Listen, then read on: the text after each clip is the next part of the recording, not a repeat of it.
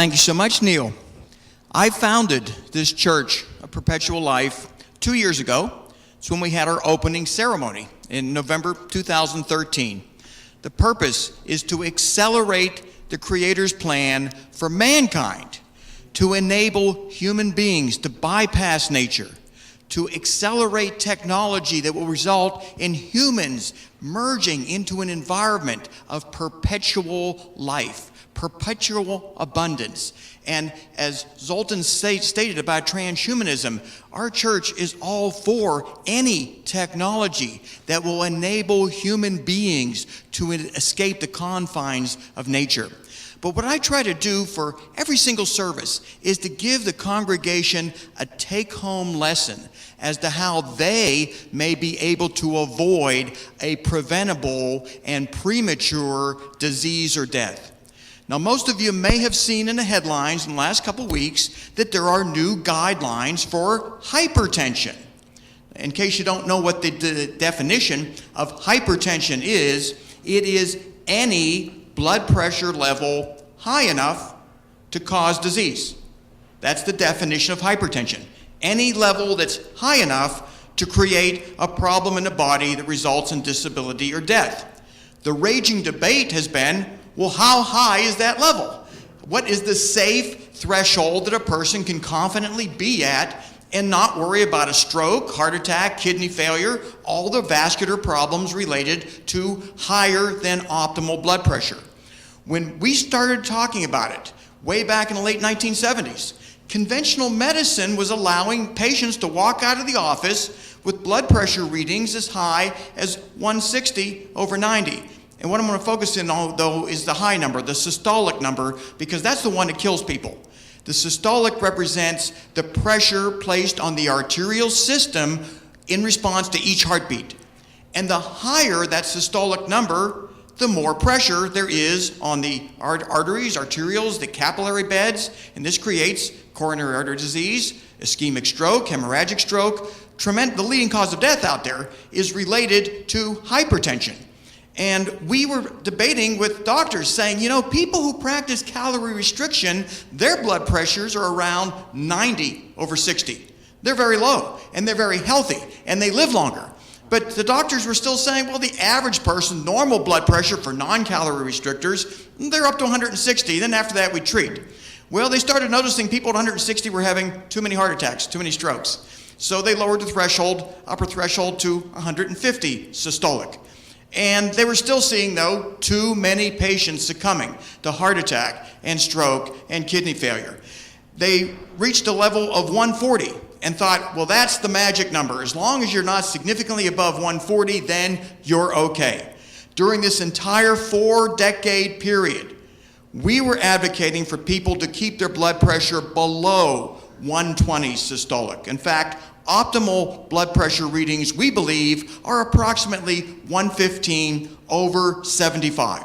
That's the number that virtually all of you in this room should strive to achieve. It doesn't mean you all get there, but if you can get to anywhere near below 120/80, you're doing yourself a tremendous favor. Well, what happened last week is that a huge cardiology conference, perhaps the biggest in the world, an announcement was made. This was a result of a 5-year study, but it was terminated in a little bit over 3 years. And the reason is that they looked at 2 different groups. One had their blood pressure aggressively lowered to approximately 120 systolic. They were trying to go below 120. That was the objective. The other group, they were trying to push their systolic down below 140. After 3 years, they started noticing something. The people who had the lower blood pressure, and their average, by the way, was 121 in the aggressively treated group compared to the one that was trying to go below 140. Theirs was 121. The average for the other group was 136. But just that small difference resulted in a 27% lower overall mortality rate. Now that's huge. Any cause of death, if you lowered your blood pressure to a target range of below 120, you had a 27% lower risk of dropping dead. But then they looked at cardiovascular death, because that's what's most normally impacted by higher than optimal blood pressure readings. The startling number for that was people who were in the higher blood pressure group, they had a 43% greater risk of dropping dead from cardiovascular disease. This is huge. 43% greater risk of the most common cause of death in modern America. Just think about that. All of these decades, when the conventional establishment was saying you can have systolic numbers of 140, 150, 160, think of how many people needlessly died. It is in the tens of millions of needless deaths that occurred because of medical ignorance. And I say medical ignorance because in the peer-reviewed published studies, it was obvious that people with lower blood pressure lived considerably longer. They had considerably fewer strokes and heart attacks and kidney failures. And yet the doctors consistently said, well, it's normal for blood pressure to be between 140 and 160 systolic. So since that's normal, we'll just let it stay there for most patients. And if it goes over 160, we'll treat it. They were wrong. They were wrong for a couple reasons, but they weren't motivated enough to look into the literature the way people like myself and Zoltan and the girls that talked. They're looking into the scientific literature. One of the girls, Polly or Jane, you put up a presentation on metformin. We've talked about that at this church now for the last 2 years. It's an anti-aging drug. And I was surprised more people didn't put their hands up, but please ask your doctor for a metformin prescription. It will extend your lifespan. But when it comes to blood pressure, you want to get that systolic number below 120.